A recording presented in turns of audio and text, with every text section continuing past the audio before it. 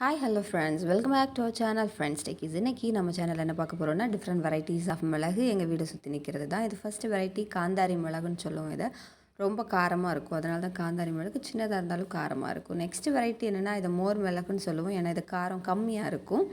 பார்க்குறதுக்கும் கலருமே கொஞ்சம் வெள்ளை கலர் மாதிரி இருக்கும், ரொம்ப டார்க் க்ரீனாக இருக்காது. அது கீழே பாருங்கள் இன்னொரு மிளகா செடியும் நிற்கிது. அது எப்படின்னா நம்ம நீளமான மிளகு வரமிளகு சொல்லுவோம் இல்லையா, அந்த வெரைட்டியை சேர்ந்தது. நெக்ஸ்ட் வெரைட்டி என்னென்னா இது வந்து வரமிளகு தான். நம்ம இதை தான் வந்து காய வச்சு ரெட் சில்லியாக யூஸ் பண்ணுவோம். இது கொஞ்சம் நீளமாக இருக்கும், இந்த மாதிரி ஷேப்பில் இருக்கும். ஓகே, இது பக்கத்துலேயே இன்னும் ஒன்று நிற்கிது. அதுவும் இதே வெரைட்டியை சேர்ந்தது தான், ஆனால் கொஞ்சம் சின்ன சின்ன வரமிளகா மாதிரி.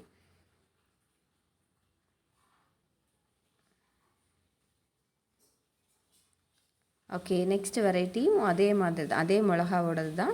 பக்கத்தில் ரெண்டு நிற்கிது. இப்போ பாருங்கள், இது வந்து புது வித்தியாசமான ஒரு மிளகா. பார்க்குறதுக்கு கொடை மிளகா மாதிரி சின்னதாக இருக்கும், ஆனால் இதோட காரம் வந்து செம்ம காரம். இது ரொம்ப காரமான மிளகா காந்தாரி மிளகுன்னு சொல்லுவோம். அதை விடைக்கும் ரொம்ப காரம்னு சொல்லலாம். இதை ஒன்று போட்டால் போதும் குழம்புக்கு, அவ்வளோ காரமாக இருக்கும்.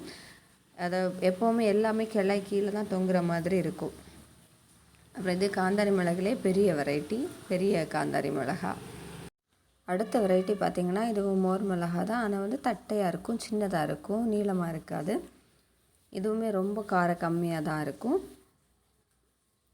அதுக்கப்புறம் இன்னொரு காந்தாரி மிளகும் நிற்கிது பக்கத்துலேயே. அதில் கொஞ்சம் நிறைய பழுத்து நிற்கணும், பறிக்காமல் விட்ருக்கு.